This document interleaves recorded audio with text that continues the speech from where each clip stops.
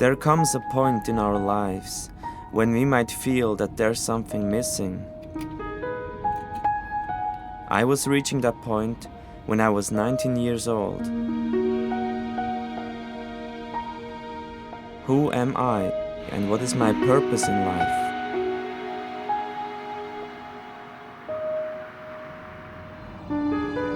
Shortly after, it was as if the sky had heard my call. I met someone who offered guidance, help, and understanding. For the next 10 years, I lived a cult experience that wasn't fulfilling, but brought a lot of pain and suffering instead. Why didn't you just leave, you might ask? Well, I eventually did, but leaving a cult is one hell of a struggle. In my case, leaving wasn't a conscious decision, but a result of my survival instinct. Some members of the cult drove me into the forest. They were given the order to punish me, to threaten me, and to break my will again.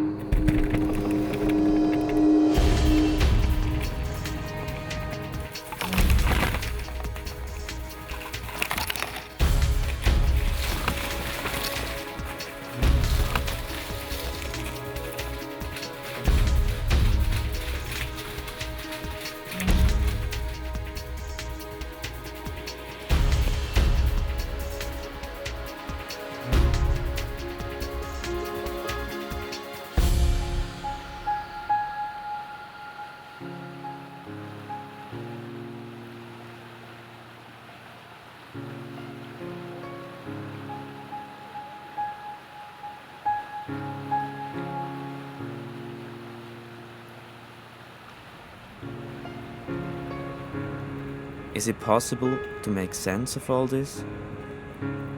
For the next 3 years, I went on a journey.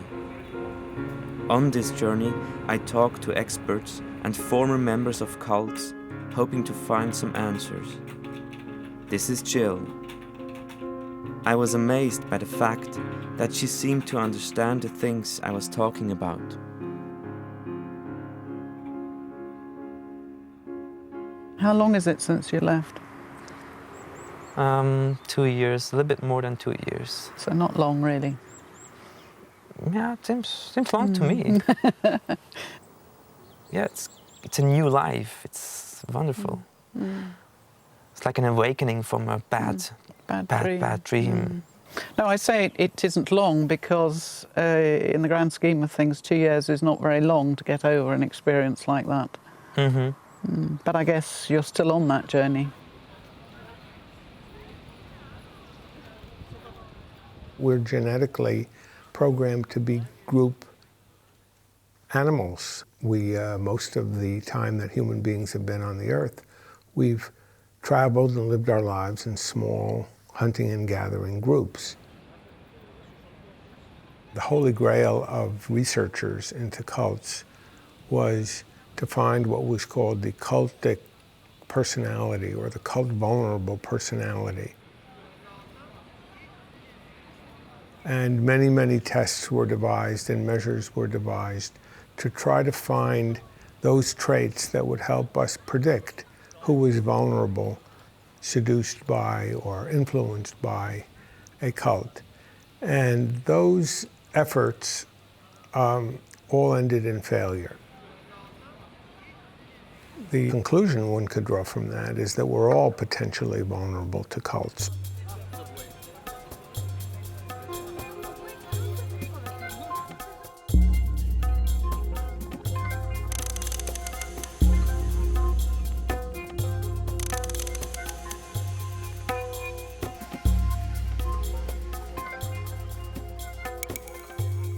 There was a friend at college who actually introduced me to a man, an Asian, and a Vietnamese His name was Fung.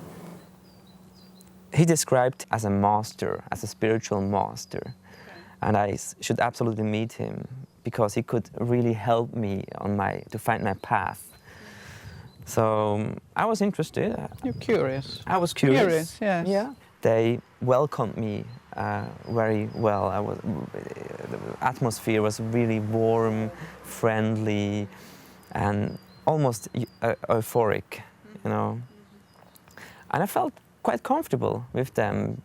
There was lots of food, Chinese food, special things that I never had before in my life, you know, seafood and all that kind of stuff. And it was really interesting, quite a different world. So before you met this master, you were kind of in a state that a lot of teenagers are in, asking questions, searching for the meaning of life and where they're going to go in life and so on. And somehow this spiritual person, that the idea of a spiritual person who might help you find that pathway, was very appealing to you. And then I guess particularly the warmth and the love that they showered you with. There is actually a phrase that psychologists use. It's called love bombing, which you often find when people are trying to get new members into their group, because it's very flattering and it's very affirming. Makes you feel wanted and loved and in ways perhaps you know you haven't experienced before.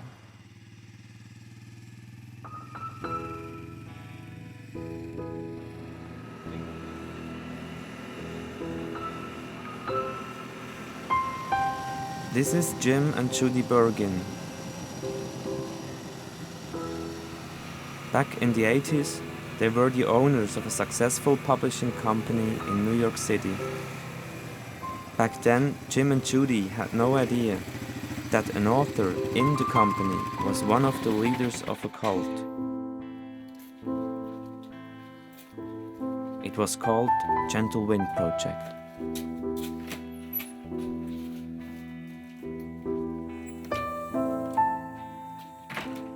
One time we made the mistake of asking her for help with one of our children because she was a counselor.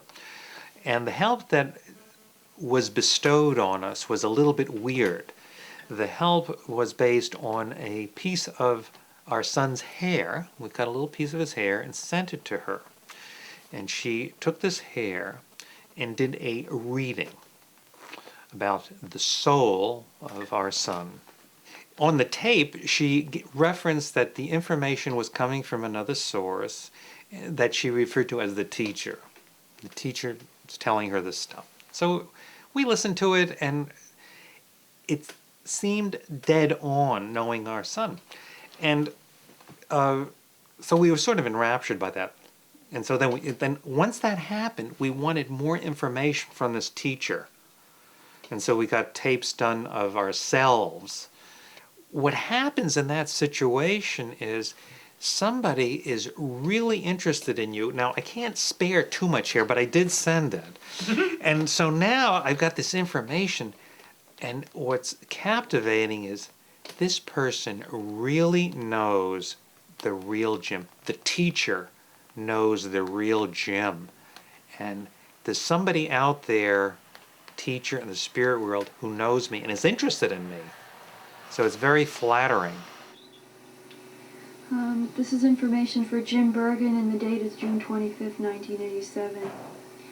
Jim Bergin is someone who could be thought of as moving spiritually by traveling his way through evolution. That is, that he is someone who tends to take side roads and excursions. When he's on the main road, he feels quiet and he feels calm inside. And when he travels on his own excursions, he feels confused, he feels that his life gets chaotic and it gets overwhelming. We would say that this is a period for him now to make a decision about which way he wants to go and how he wants to use his resources.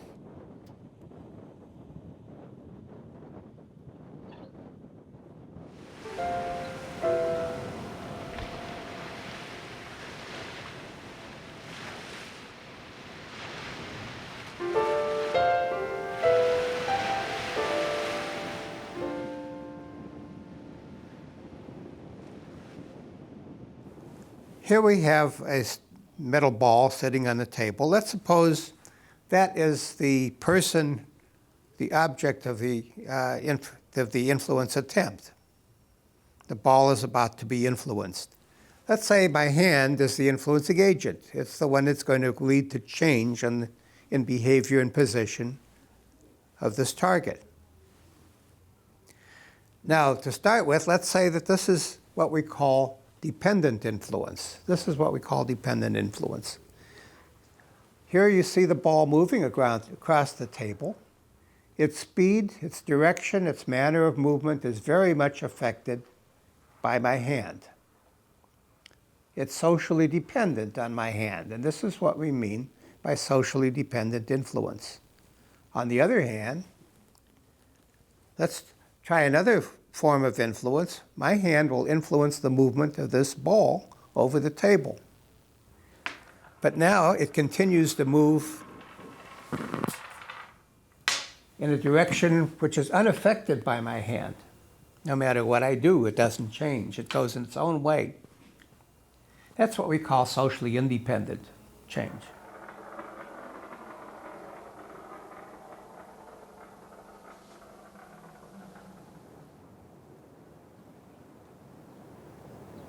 One of the things I've noticed about cult members is that have been very idealistic young people and very open to learning. That is, they'll meet someone who seems older, wiser perhaps, and be open to what that person has to say to them about a better way to live or what's wrong with the world. So really the ones that I've seen have been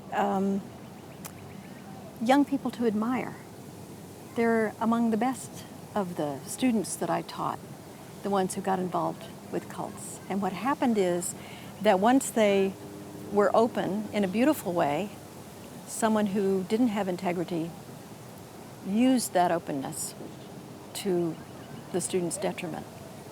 So there's something to me that cult members have in common, the young ones, which is this beautiful openness to wanting to learn.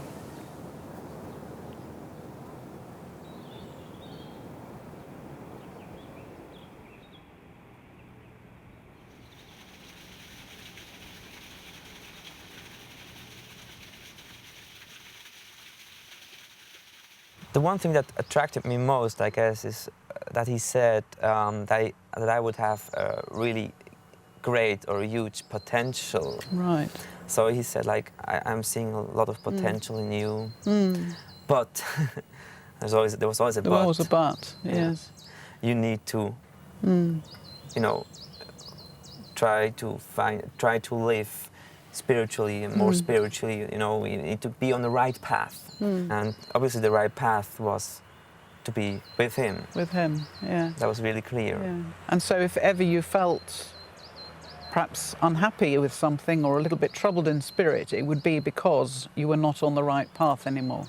At this age, I was also really passionate pianist and musician. So I could become a really famous musician, you know, of course, with his help. That's kind of encouraging you to be dependent on him, isn't it? Absolutely. Yeah, because you could be a great pianist as long as you follow his pathway. You will be happy and contented and fulfilled in your life if you follow him. Yeah.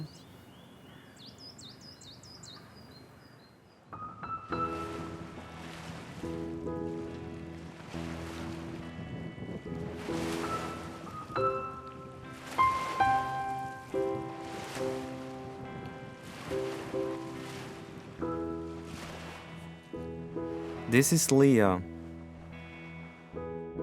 parents joined a cult when she was 11 years old.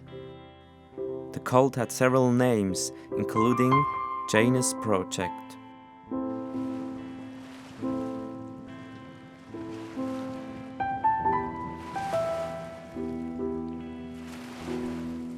Meine Mutter, die war sehr auf der Suche ja nach einem neuen Inhalt in ihrem Leben, weil für sie all das materielle, so das normale, menschliche, irdische Leben eigentlich nichts mehr gegeben hat. Und deswegen war sie vor allem sehr euphorisch, weil sie das Gefühl hatte, dass sie da eine Gruppe von Leuten kennengelernt hat, die denselben Weg oder auf derselben Suche sind. There are many people who hear the cultic message, who hear a message, and it just leaves them entirely cold. And they look on and in wonderment as to, how can anybody believe this stuff? It's so obviously drivel that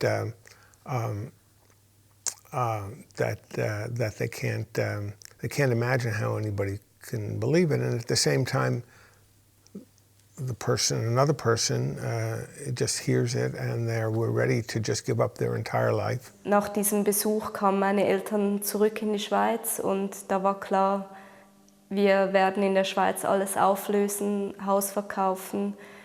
Wir Kinder, mein Bruder und ich habe einen Bruder, der ein Jahr älter ist, nicht mehr zur Schule müssen und dass wir noch so schnell es geht nach Österreich ziehen werden. Dieser Führer, der hieß Benno, das war eigentlich der das Sagen hatte. Als ich ihn das erste Mal sah, dachte ich, was ist denn das für einer? Er wirkte jetzt eher so ein bisschen ungepflegt und war mir nicht gerade so sympathisch. And we called him Tubby. And in the name Tubby, it displays some of the characteristics of cult leaders because they will generally portray themselves as being just regular people, just a regular guy.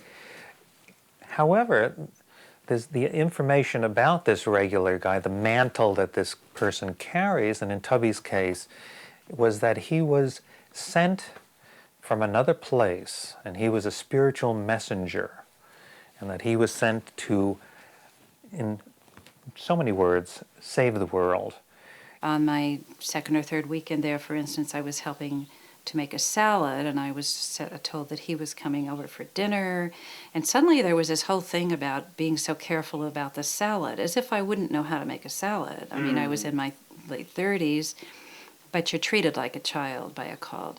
Der Benno hatte ein sehr gutes Gefühl für die Schwächen und Stärken der einzelnen Leute und mit dem hat er gespielt und er hat eigentlich überall die Schwachpunkte von den einzelnen Leuten greifen können. I went over in the workshop and he was there and he would do this thing with his fingers, which is of course a hypnotic thing too. Did but he he's point the finger? Oh yeah. Oh yeah.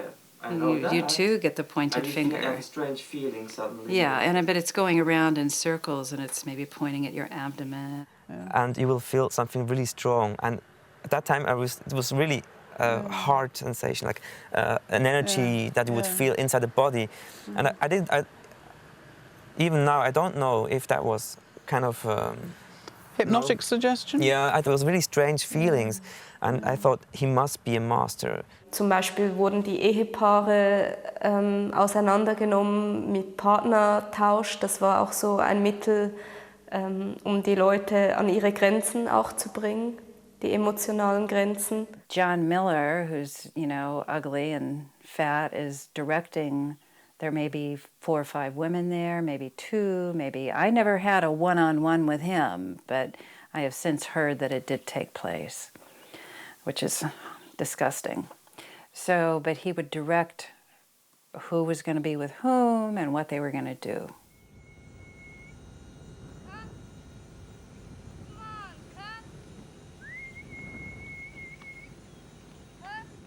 In Portugal fing das an, als ich 13 war, dass der Benno eigentlich immer mehr Aufmerksamkeit auf mich richtete, anfing mir Komplimente zu machen.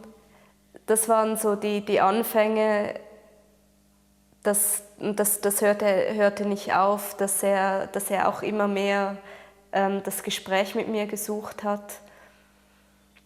Wenn ich mich auf eine Beziehung mit ihm einlasse, dass das sozusagen für mich ein Riesensprung in der Entwicklung ist zum Frauwerden. Und damals war ich 13. Für mich war das ein wahnsinnig riesiger Kampf, weil ich empfand auch Ekel. Der Benno, der war 25 Jahre älter als ich.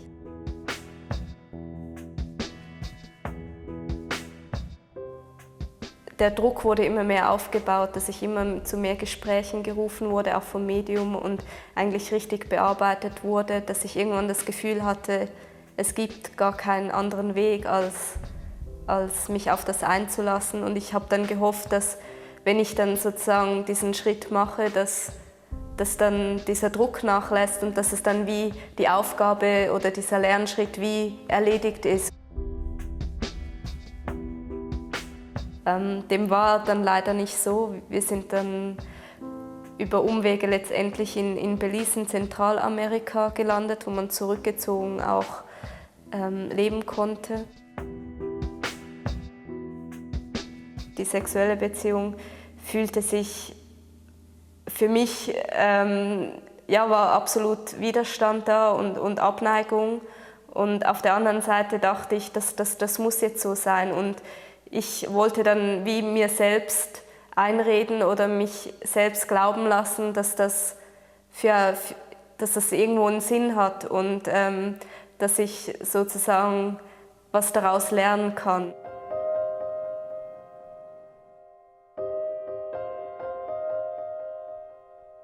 If we go into a cult, we go with a prior set of beliefs that have been inculcated in us over many, many years.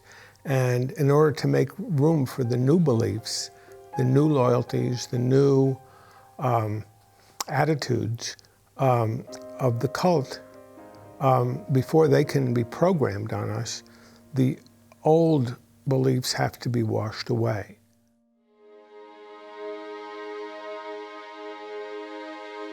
This is Celeste. She was born into the cult Children of God. She left at the age of 23. The cult was founded by David Berg. After Berg's death in 1994, Karen Serby, known as Queen Maria, took over leadership of the group. David Berg very early on wrote a letter called One Wife, where he said that there were no small families and that parents weren't to love their own children. It was all the children were everybody's, and that he was the father, Maria was the mother, and then everyone else was their children. That's why Children of God. Yes. He said that the Bible had only one law, the law of love, and that there were no other laws. So everything done in love was okay, and he applied this. That sounds wonderful, it sounds idyllic, but in reality, the way he applied this was with sex, with children, that was all right, because he said, we're doing it in love. So this led to widespread abuse, certainly for myself. I was sexually abused, and the children that were around me, by the adults. Of course, we weren't told it was abuse. They were sharing God's love with us. We were to be unselfish and to share love with them. So love was actually, it was something that actually hurt you.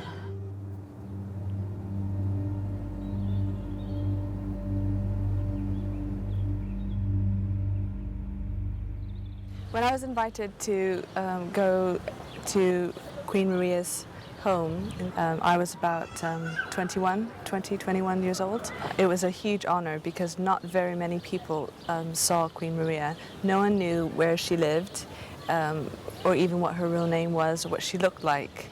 So it was all very secret, very hush. Even the date of when I was going, because they didn't want anyone to know, like the airplane time that it left, just in case anyone could try to figure out where the destination might be. So they said, we'll just pack. I pulled out the ticket and it said Porto, and I had no idea where Porto was, and because it didn't say the country anywhere. And so I got on the plane, and even the first hour and a half hour in the flight, I still was figuring out where I was going. Quite a large house with about maybe 10, 12 bedrooms, and everyone lived in their bedroom and worked in their bedrooms. So you had a bed, you had your desk right there, and a computer, and that was pretty much your world in that room. There was a certain wing of the house that was where Queen Maria stayed, and her someone who took care of her full time, and her secretary. And there was a curtain sort of dividing that wing of the house, and you weren't allowed to go there at any at any circumstances at all. The biggest shock for me going to Queen Maria's home and seeing how things worked behind the scenes was realizing that the prophecies that we received, the way that they were got, when we read them, they were from Jesus, and we were taught to respect them as the words of the Lord. But when we were there, I realized that Queen Maria would ask questions and she would tell us what to get in prophecy, and that those were, you know, she had her agenda and her plan, and she never got prophecies herself. She obviously, she said, well, I don't have enough faith for me, but she made everyone else get prophecies, and part of my job there was getting prophecies, and I didn't even believe in the prophecies I got. Do I get this right? I mean, you all got your computer, your room, your desk. Yes. And what you do the entire day is writing prophecy for the entire cult, entire group throughout the world. Yes. Is that right? Yes. That was what we were there for. What kind of prophecy did you write? For example, there was one prophecy where she asked me to, there were followers or people who wanted to school their children more, and there was a question about whether maybe they should go to schools. And so she asked me to get that, but she was saying, well, I don't think that, you know, basically she'd tell you what to say, you know. And so I sat there, but actually in my prophecy, I said that actually it would be really good if the children had more schooling and learned to read and write. And I sent it to her, and of course that was never published. Lord Acton once said, power corrupts, and absolute power corrupts absolutely. I guess I'd agree with that if we change it slightly. Power may corrupt, and absolute power may corrupt absolutely. It depends on the effects that it has on the power holder. And often it's true. The power holder can be very much affected by the power that he uses or she uses. As such, there's nothing negative about social power as some people would describe it. It can be positive or negative. You can use it for good purposes or bad purposes. So we define social power as potential influence. The ability of a person to affect change in another person.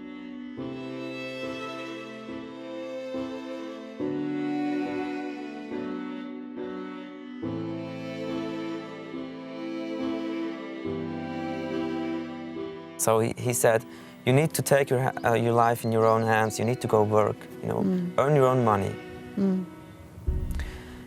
Which essentially is not a bad advice. But of course, I had to, a part of this money I have to give him as a recompensation for the seminaries, for what I was learning from him. Yeah.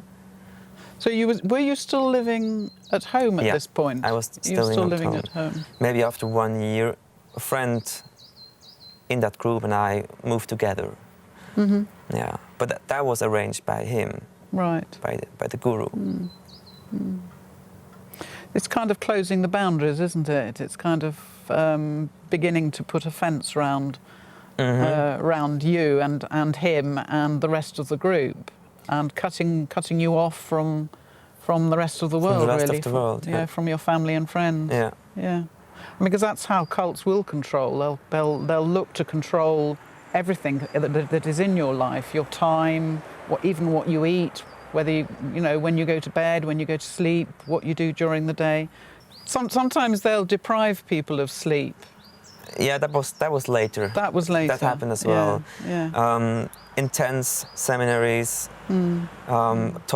hearing him talking all night long. Without sleep, go to school afterwards. So yeah, that happened all the way at the beginning. The sleep deprivation, the confessions, the alternation of love and disdain, and the various other techniques that you find repeated in one cult after another, whether they're religious cults or political cults or psychological cults, they all seem to find their way to the same bundle of techniques. It's really important to to become master over the material world, over the body, so you have to work hard and like discipline your body and your mind. So really, it's like a meditation. Work is like a meditation. So go to work, and you also resolve your karma whilst working. That was also a good point, you know, a good trick to say.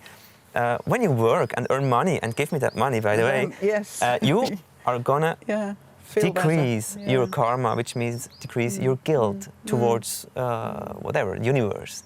So it's a win-win situation. You go work and... Right. The whole thing about the rewards and punishments, because that's kind of what you're talking about. You know, I'll be pleased with you, is what he was saying. I'll be pleased with you if you do what I say. And when you, according to him, when you strayed from whatever path it was he wanted you to follow, then he would withdraw his attention. That meant that love that you felt at the beginning was actually very conditional. It was conditional on you doing what he wanted you to do.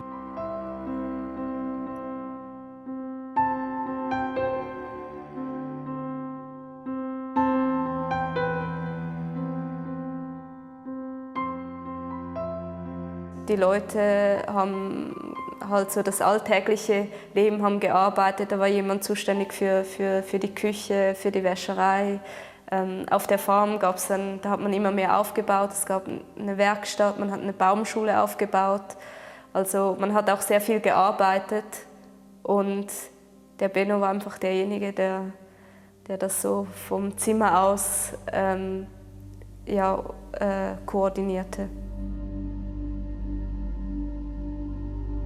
Dann irgendwann wurde zum Beispiel noch ein Flugzeug, also so eine kleine Cessna 182 gekauft für Benno, weil das irgendwie so ein Traum von ihm war. Und das wurde dann immer irgendwie wieder erklärt, warum man jetzt diesen Flieger braucht und versucht irgendwie für irgendwelche höheren Ziele wichtig ist, ebenfalls für das Experiment. Und für mich wurde das eigentlich immer auch absurder, weil es wurde immer mehr auf die Bedürfnisse von Benno offensichtlich zugeschnitten und dass er da wirklich so sein kleines Königreich hatte. Und von dieser Vision, die zu Beginn herrschte, war eigentlich nicht mehr viel übrig.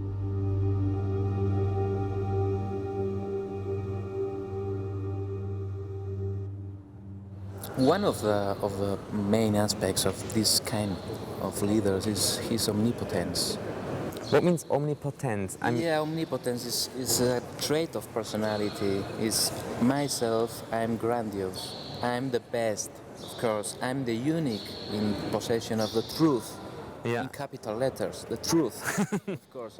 And this is one of the main traits of a leader. We can see that the leader, in some sense, tend to establish a perverse relationship with the followers. Yes. I will introduce myself into your mind, and later I will remove your history, your relationship, your identity. Suck it out. Suck it out. Yes, of course. And later you will depend on me. And you will depend more and more and more on me. Is this kind of relationship of the parasitic type. I absorb all your life, and that's mine, and you are nothing. There was a prophecy given where there was inaccurate information given.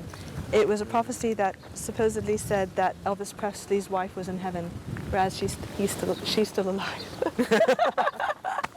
She's still here. So they made a mistake. I knew somehow. that. They didn't Google well. Obviously, well, Queen Maria doesn't even look on the internet, does she? She relies on people to give her information. She's been so cut off from society for so long, right? We thought of these other cults as being weird, and they don't get it.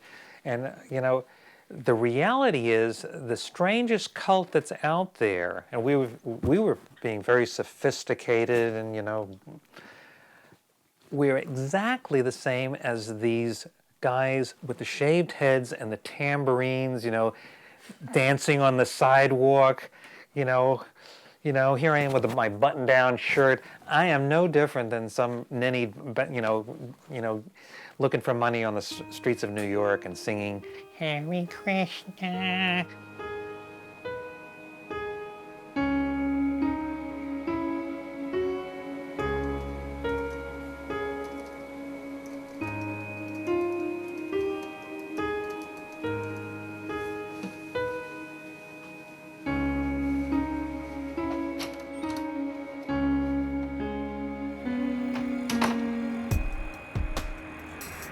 My family never knew what I was going through.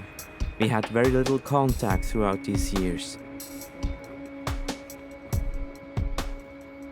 Now they support me in every way they can. This is my sister Teresa. Together we are visiting my lawyer in Zurich.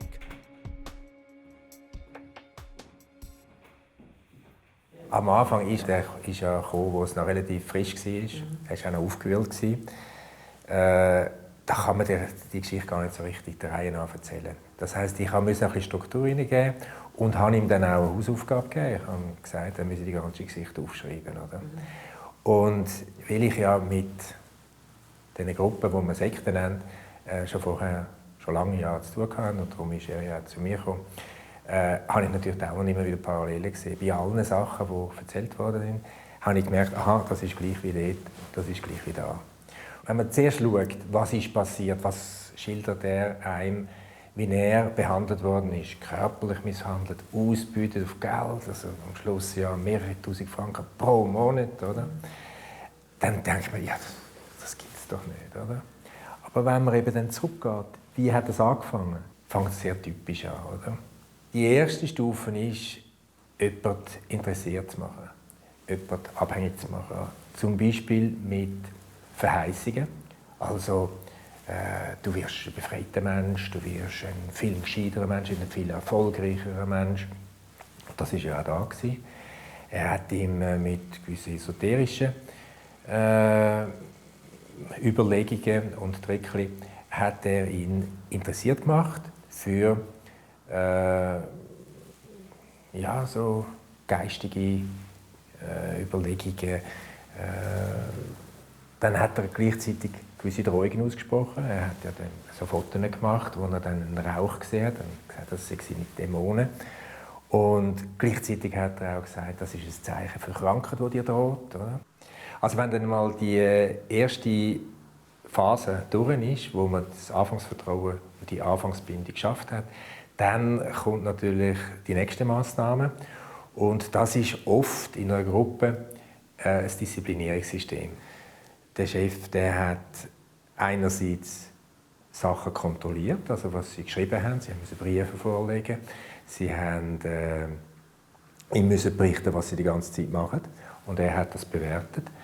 Er hat auch die anderen Schweizer Teilnehmer von diesen Seminaren hat er beauftragt, über sie zu berichten, wie sie ja auch wieder über die anderen berichtet hat. Das hat man auch, also man hat eine Art Überwachung, keine Polizei hat man dann. In grösseren Gruppierungen ist das Disziplinierungssystem natürlich bis ins Kleinste geregelt und auch mit Institutionen, also mit Gerichten etc.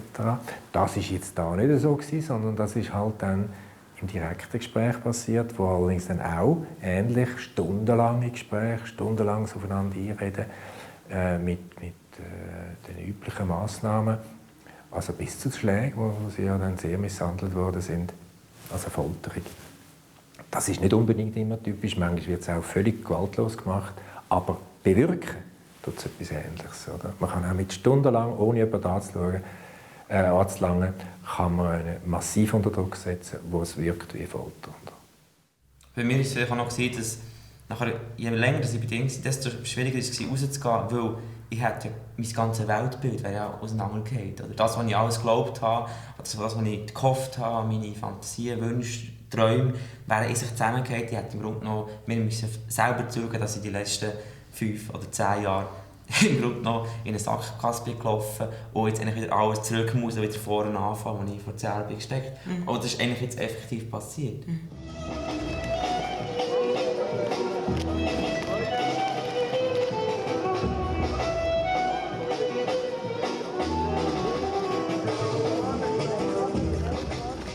There's something very basic, too, about the way the cult sets up a culture. They come from the same root. And in the culture, some things become okay that really are not okay, like harming people, abusing people. Often, the leader of a cult puts himself or herself above good and evil, says, the normal rules don't apply to me. And because of that, they get away with doing things that in a normal human context would be seen as absolutely wrong.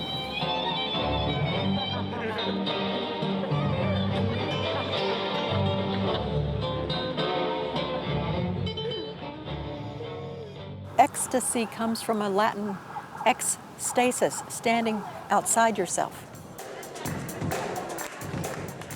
There's nothing more ecstatic than a large group feeling the same thing. People get this sometimes watching sports, and there's a dangerous side to it too. We see that in Hitler's Germany. Yeah. Ordinary people doing extraordinarily horrific things. They were outside themselves. Yeah. So there's a continuum in our human experience of these things, and when they're boundaried, there can be, in dance, in sports, there can be these wonderful moments of ecstasy. And the cult experience can be very ecstatic.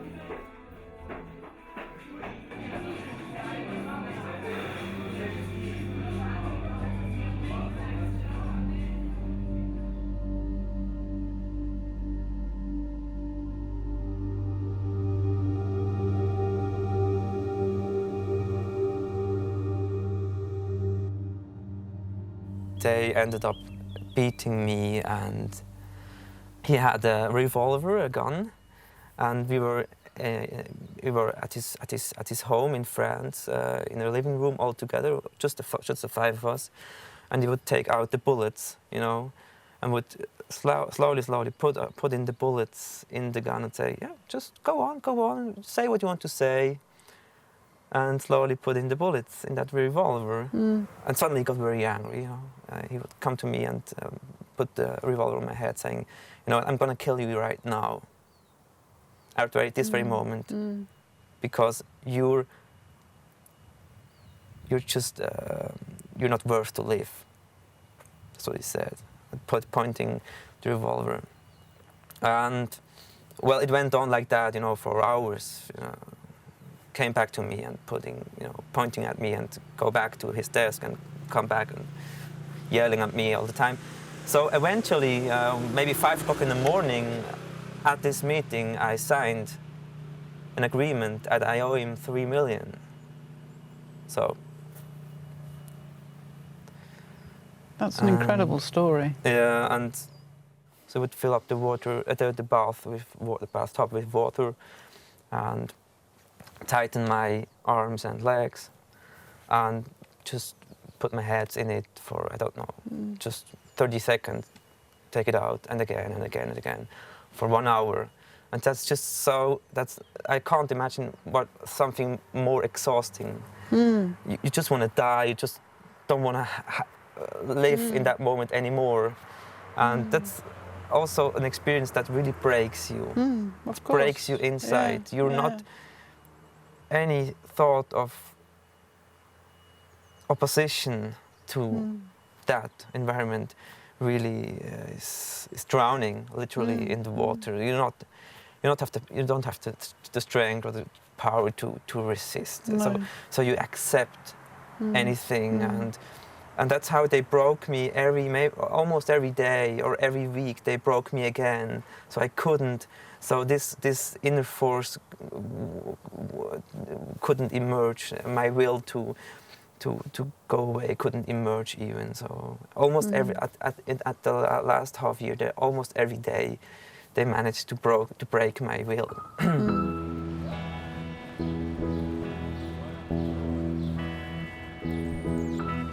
He's just gone down there, so. I did tell him I'd be there, and he was a bit taken aback. Oh, here he is. Here he is. No, that's not him. That's not him. God, I can't recognise. That is him. I can't recognise my own brother anymore. I can't recognise my own brother anymore. Strange feeling. Yeah. He's just come up to speak to me, Graham, but he was so nervous, he dropped everything. He was very nervous with me on the phone.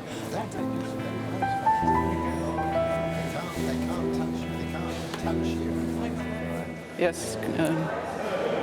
So, what do you expect? I don't really know what to expect, because Roger's here as well. Sure. You know, and he's my brother, and it just feels slightly weird. You know, I mean, Graham's my brother too, but he's different. It does feel very odd. You know, giving a paper in front of the people that I'm talking about. It's also, we worked out the first time we've been together in the same building for 47 or 48 years. Yeah. When I was a child, I believed that having roller skates was evil. I made this assumption because I didn't have any. My world seemed to me to be a dichotomous one, not technicolored at all. The things I had, I assumed were good. The things I didn't have, I assumed were evil. And it wasn't until a few years ago that I discovered that my parents actually didn't regard roller skates as evil. They just didn't know I wanted some. I was born and raised in the Brethren and left when I was 15, when my parents left in 1960. Now you can work out how old I am. The then leader of this group, of the group, James Taylor Jr., had brought in a doctrine that stated we should not eat with those not in fellowship with us. To make this clear, as I was still at school, this would have meant I could no longer have lunch with my school friends. Now, it's this doctrine of separation that former members say has led to many difficulties. Now, children need to play with other children in order to develop social skills. Here are some quotes from leavers about their experiences of friendships and how they now feel they lack the necessary interpersonal skills. Sandy talks about the fact that in the Brethren she didn't learn how to make friends. She just sort of inherited them. So you don't learn the rules of friendship making. And I can speak to that, actually, because I have a real struggle in knowing what the word friend means. I actually find that really hard. There is a continued stress for many people from the division of families. Children not able to see their parents. Parents not able to see their children. Husbands and wives separated. I met several fathers last year who had left the group and they were not being allowed to see their children. And I would like to thank all of you, those of you that have been in contact with me, for being so supportive, because I haven't just got one brother here, I've got two brothers here. My other brother is back there. And I love you dearly, Roger, and I miss you like crazy. And this is the first time in 48 years that we three have been in the same room together.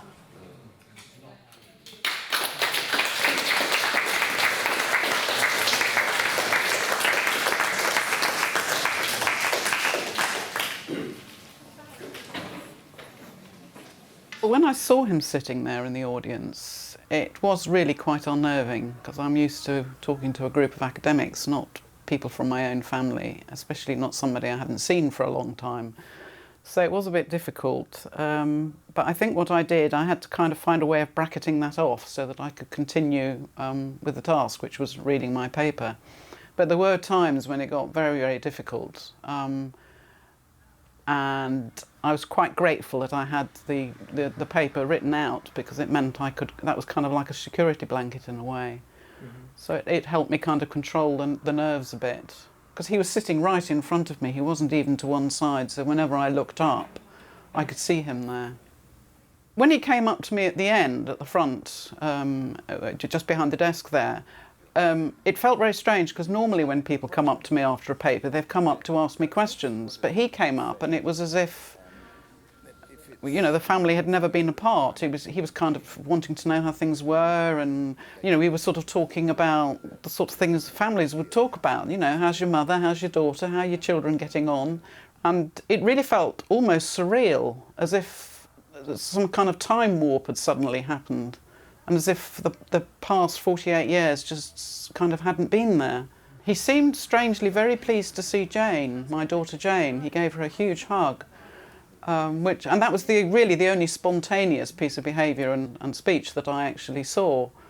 You know, for him to sort of I introduced him to Jane, and instantly there was this kind of sudden hug from him.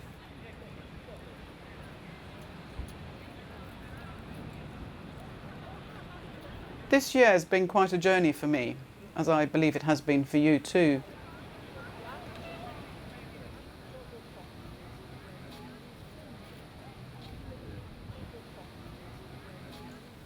Going out of the cult was like an opening in an unknown world. And really, at first it was a kind of struggle. It was a big struggle. I was really ashamed about my experience. I didn't want to talk to anybody. And also, I didn't know what to believe, because there was nothing to believe in anymore. So I had to discover that many people actually had similar experiences. And that was quite helpful to know that, to get to know that. It can happen to anyone. It's something that is innate in humans. If we're in a group of people, we might experience moments of ecstasy, and in these moments we might get lost. That sense of self has to remain, and you shouldn't kind of relinquish your own power just to another human being, even when they're helping you. I'm almost immune to get trapped again, and yet I know that it is such a subtle process and requires lots of awareness, self-awareness.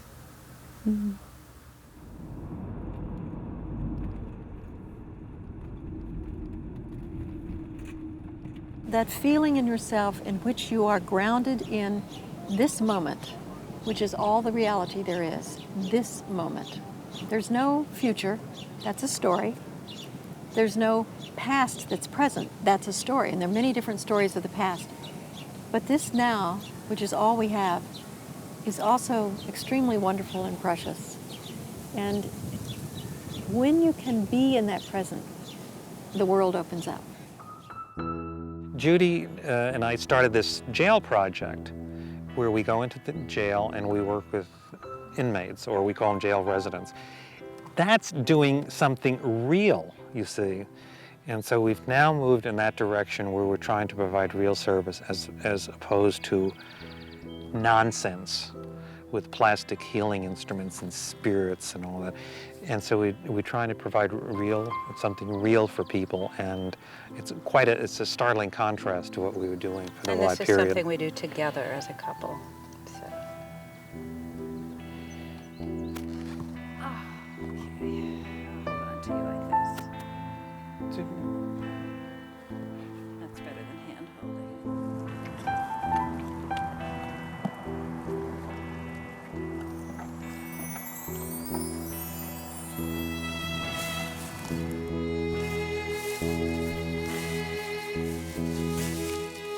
Throughout my journey, I have met some brave and wonderful people. Sharing our stories has helped me come to terms with what happened in my life. For me, there's only one thing left to do. For the first time in 3 years, I'm going back to Caen, a small town in northern France.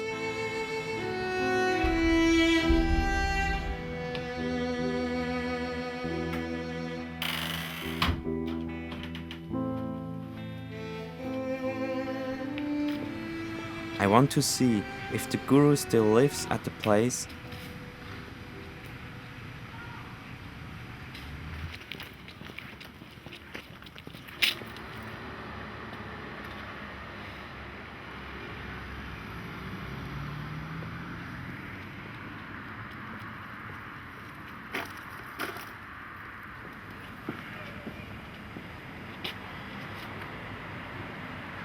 I find out he disappeared.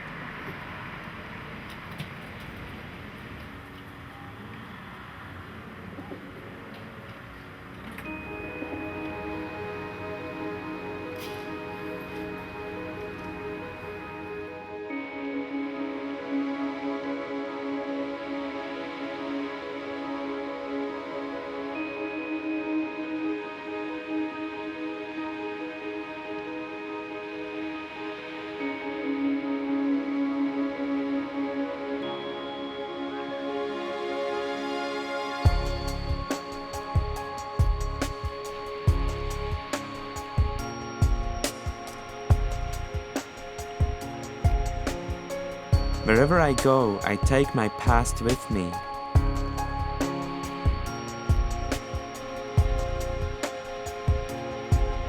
But it will not keep me from living my life.